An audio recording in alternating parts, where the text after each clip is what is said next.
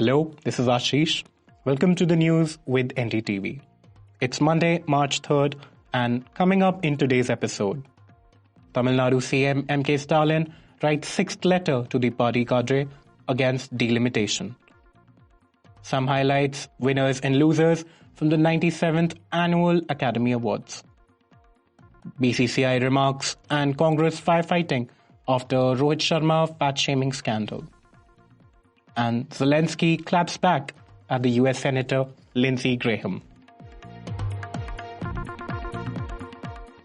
Nadu State Chief Minister M.K. Stalin fired back at the centre today over the NEP 2020 row, writing down his sixth letter to the party cadre accusing the central government of its continuous attempts at saffronizing the Tamil culture through the governor.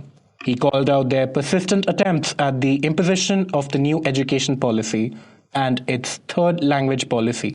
This comes straight after the remarks made by the Union Education Minister Dharmendra Pradhan on the Sunday, asserting that the new education policy would not impose Hindi on states and denied the discharged states' opposition had any political reasons behind it. To quote him, "We have never said in NEP 2020 that only Hindi will be there.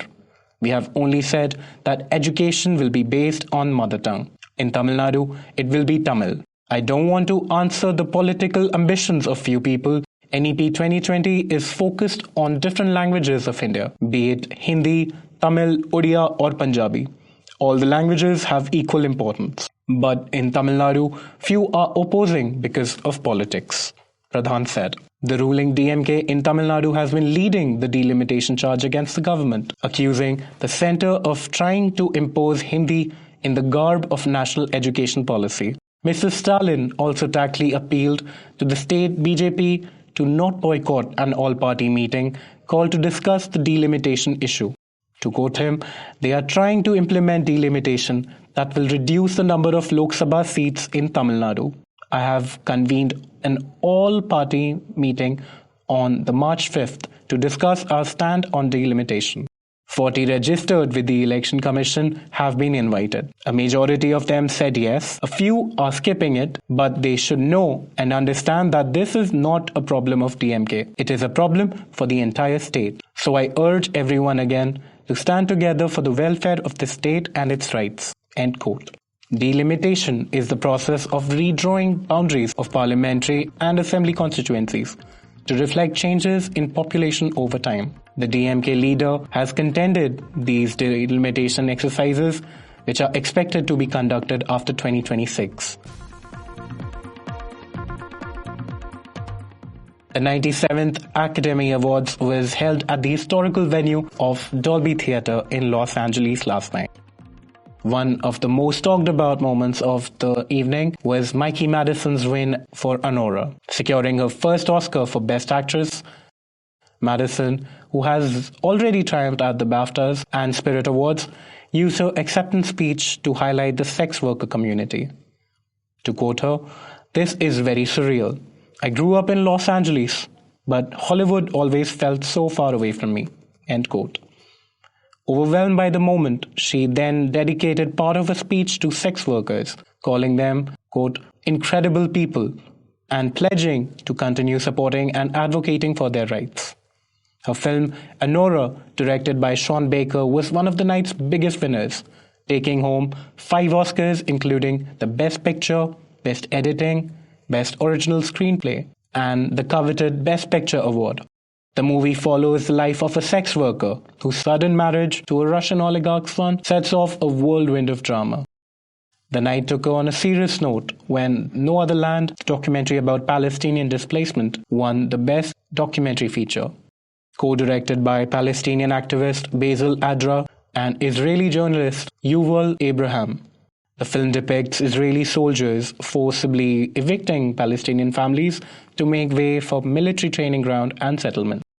On stage, Adra made an emotional plea. Quote, "The film reflects the harsh reality we have endured over decades. We call it for the world to stop the injustice and ethnic cleansing of the Palestinian people." End quote. Abraham, standing beside him, acknowledged the complexities of the conflict but called for a solution beyond ethnic supremacy, emphasizing that safety for Israelis and Palestinians must go hand in hand. He also criticized US foreign policy, which he argued has hindered a resolution. The speech drew strong reactions, while it was met with a standing ovation inside the theater. Israel's culture minister, Miki Zohar, condemned the win, calling the film a, quote, distorted view of Israel, quote, defamation as an international promotional tool, end quote. Oscars presenter and Kill Bill star Daryl Hannah stood out of the award ceremony that largely remained void of politics, with her support for Ukraine, as Hannah walked on the stage to mark on the 20th anniversary of Quentin Tarantino's film's Part 2 release. She agreed that the crowd with, quote, Slava Ukraine, a term translated to glory to Ukraine, and flashed a victory sign with her hand. Another historic win came when Zoe Saldana took home first Academy Award for the Best Supporting Actress for Emilia Perez. The Avatar and Guardians of the Galaxy star dedicated this award to her late grandmother, who immigrated to the United States in 1961.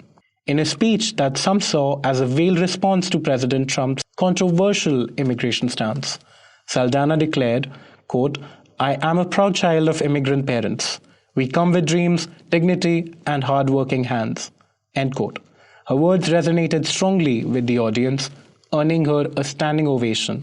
History was also made in the Best International Feature category, where I'm Still Here became the first Brazilian film to win an Oscar in major category. The powerful drama, set against Brazil's military dictatorship, tells the story of a mother searching for her missing husband. Meanwhile, in the world of costume design, Paul Tazewell became the first black man to win an Oscar for the best costume design for his work on Wicked, the highly anticipated adaptation of the Broadway musical.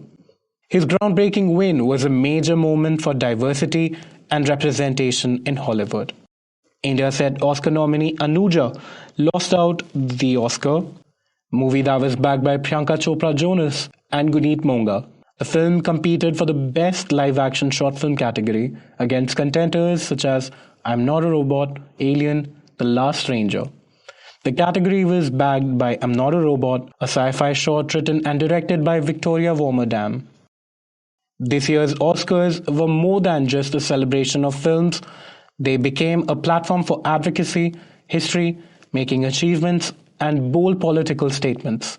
From Mikey Madison's tribute to sex workers to No Other Land's call for justice in Palestine, Zoe Saldana's powerful message on immigration, to Paul Tazewell's barrier-breaking win, the 97th Academy Awards will be remembered as a night of change, conversations, and cinematic excellence. After the recent remarks made by the Congress leader Shama Mohammed regarding the fitness of the Indian cricket team captain Rohit Sharma, Congress has now stepped in as it drew a strong backlash that left the party red-faced in the cricket frenzy nation. Ms. Mohammed's post critical of Mr. Sharma dropped in the middle of yesterday's match between India and New Zealand. Quote, Rohit Sharma is fat for a sportsman, need to lose weight, and of course the most unimpressive captain India has ever had, end quote, as she posted on X. To firefight the ordeal, the Congress Party's High Command has asked her to take down the post that called the skipper, quote, fat sportsman, and she quickly followed through. As the remark snowballed into a big controversy, BCCI Secretary Devjit Sakia told NDTV in an exclusive chat, quote, very unfortunate for a responsible person to pass such trivial comment when the team is in the middle of a crucial ICC tournament. It may have demoralizing effect on the individuals or the team. All the players are performing to their highest potential and the results are visible. I hope individuals will desist from making such derogatory remarks for personal publicity's sake, end quote. Mr. Sharma's fans pointed out the stats of the team's performance under his leadership, while the BJP said the remarks reflected Congress, quote, emergency mindset. Today morning, she doubled down on her remarks, calling them generic in nature and that, quote, fail to understand how in a democracy we don't have the right to speak, end quote. This, however, didn't help and left the Congress exposed to a lot of political backlash from the center, with the task in hand to set things right. Following the backlash, the Congress distanced itself from Ms. Mohammad's remark and asked her to delete the post. Shortly after, she deleted the post, including the one that sparked the controversy, as well as the one in which she had defended herself. However, she hasn't apologized yet. Senior Congress leader Pawan Khera said in this morning that Ms. Mohammad's remark does not reflect of party's position. Quote, she has been asked to delete the concerned social media post from X and has been advised to exercise greater caution in the future. The Indian National Congress holds the contributions of sporting icons in the highest regard and does not endorse any statements that undermine their legacy. End quote. His response came after the BJP called out the Congress over Ms. Mohammad's remark, which it said was shameful and, quote, do they expect Rahul Gandhi to now play cricket after failing in Indian politics, end quote, asked BJP spokesperson Pradeep Bhandari in an online post. He later told NDTV the Congress leader remark reflects the party's emergency mindset and is an insult to the patriot who supports the Indian cricket team. Ms. Mohammad also countered a Pakistan-based sports journalist who called Mr. Sharma, quote, mighty effective and a world-class performer, end quote, while reacting to her post.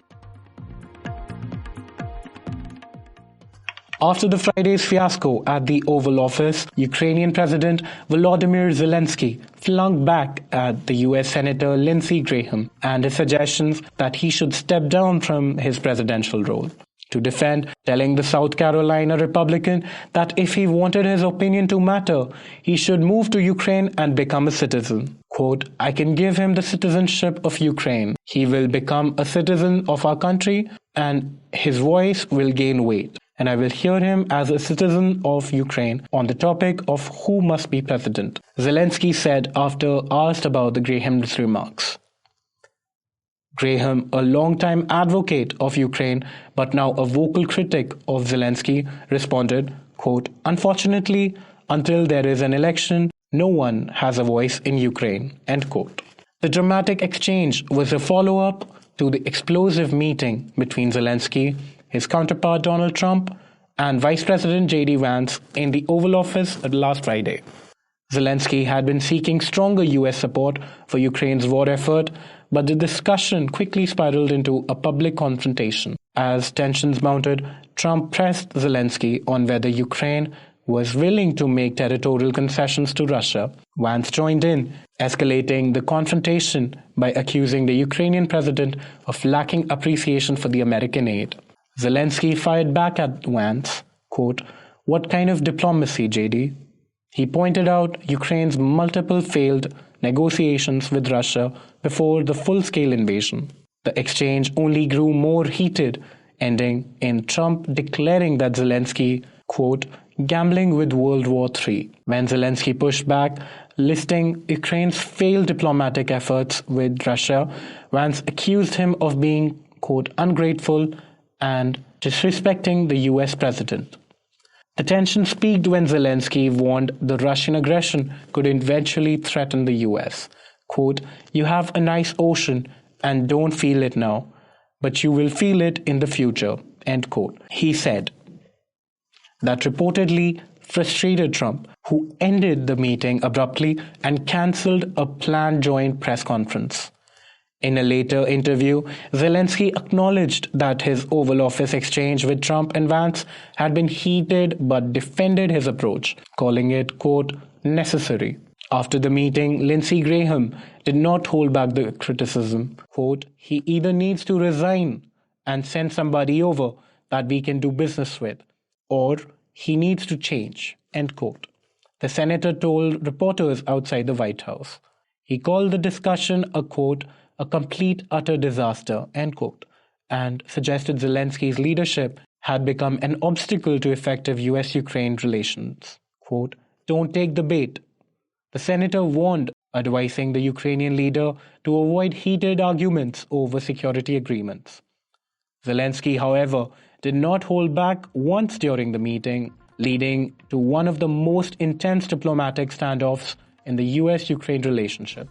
The story broke down recently after the meeting of all EU leaders at London Summit, where Keir Starmer announced that UK and France are working with Ukraine in the discussions and to come up with a full plan of ceasefire to present to the US. This comes straight after the EU's push and backing to the Ukrainian war effort, ensuring that Ukraine gets to negotiate from a position of strength.